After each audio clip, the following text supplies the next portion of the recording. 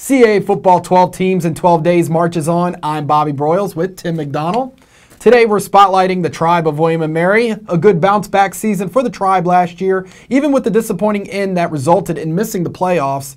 Yesterday we talked about how good Towson's defense could be, but this Tribe D could be one of the best in the FCS in 2014. 2013, they allowed 14 points per game, which was second in the nation, FCS nation, I should say, behind NDSU. Obviously, NDSU, three-time champion, respectable. 8 starters return on this unit. I don't think it's any surprise. I'll call them the best defense right now in the FCS. Let's remember, too, they have a new defensive coordinator in Trevor Andrews, but it's not like he's coming out of nowhere. Trevor Andrews has been with the Tribe program for over a dozen years now, so I don't think that'll have any leeway or any issues there. Preseason Defensive Player of the Year in the CAA, Mike Riley. His counterpart, Luke Rhodes, I like to call him Team Try and Team Buy, just monster guys. Yes. I think overall you look at this unit, there's really no weaknesses right now that I see. On paper, this unit should be the best team in the CAA. I think their secondary is also going to be absolutely phenomenal. Jared Velasquez returns. DeAndre Houston-Carson, who's a first-team CAA preseason guy. Eric Green, people forget about him too. It's going to be him and Luke Rhodes, nothing finer at the linebacker position in the CAA than those two. Defensively, this team ranked second against the pass, second against the rush last year in CAA football. I really don't think there's going to be any turnover, which is scary to think about that this unit could be better than they were last year. 7-5 finish for William & Mary. Of course, disappointing. They lose versus Towson at home, a game that we were at. Only lost 15-9 still. Yeah. Then they go the next week and lose at Richmond. They get a little reverse psychology, play Towson on the road, Richmond at home to end the year this year. We got to catch up with Tribe defensive lineman Mike Riley, the Buck Buchanan Award watch list member, and he told us why this William & Mary defense is so good. Take a listen. As a whole, definitely, we have great coaching, absolutely, across the board. Great coaches everywhere. They really preach, playing hard, being hard-nosed to us. And I think really the number one thing is we run to the ball harder than anybody I've ever seen.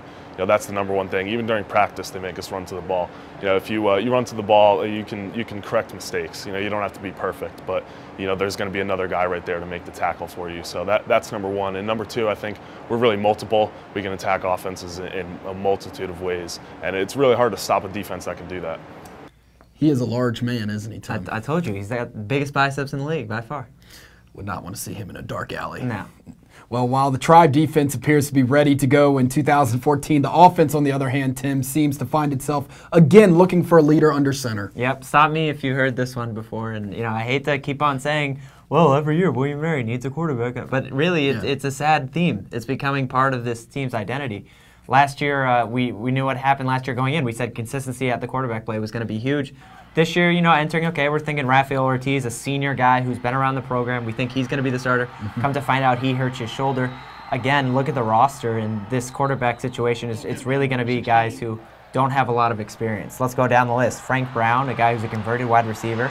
Christian Brumbaugh, he could be a guy who plays. Steve Cluley, you just go down the list of players who don't have a lot of experience. The only guy, Cluley, really only played against Nova. He was 4 of 9 passing last year. He's the only one right now on that roster who has any experience.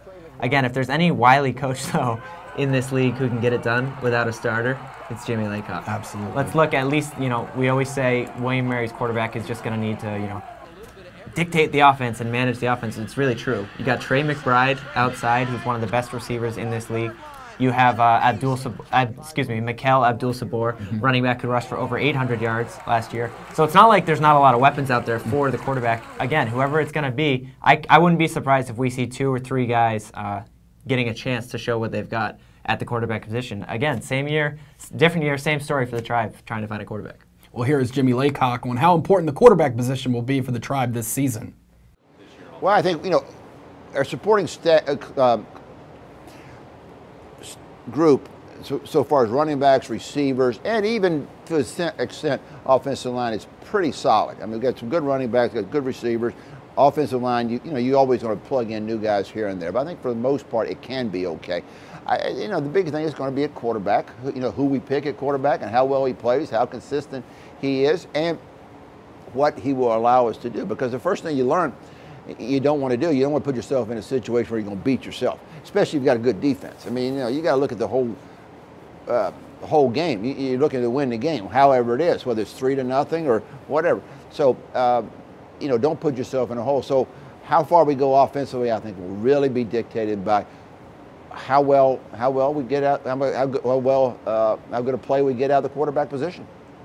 Tim, there's a lot of talent on this team, but as Coach Laycock said, it will come down to the quarterback position. Let's take a peek at the Tribe's schedule. They have a pair of NBC Sports Network games this year at New Hampshire on October the 11th, and then their season finale versus Richmond on November 22nd. The game that I already hinted to. Thank Yes, you, Bob. you did. I like that.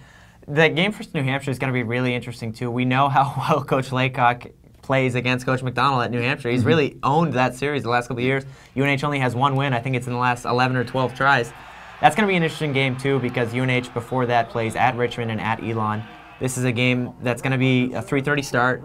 First ever CAA football, I guess you could call it a night game, 3:30 start in Durham. That's going to be a huge game. But let's start with William Mary's out-of-conference schedule first. You look at the first game of the season at Virginia Tech, an extremely interesting game. We'll get into that in a little bit. You also look at their out-of-conference games at Hampton, manageable, versus Lafayette, manageable, versus Norfolk State at home, manageable again. William & Mary always does so well against out-of-conference play that it's really, you look at this team and you say, okay, they're going to step it up in conference play, and that's what they've been able to do. It's always a fast start for this team. We're going to see what they're made of once conference play, again, turns down the season. Again, like I said, they're going to have to play at Towson and versus Richmond at home. Two really difficult games to end the year. Saw how they ended it last year. I want to see how they respond this year.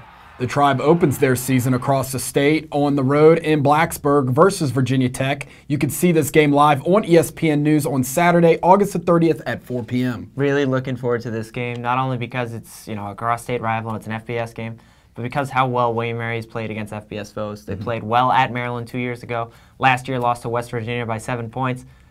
Even more importantly, this game versus Virginia Tech, the Hokies play at Ohio State the following week on a Saturday night primetime game.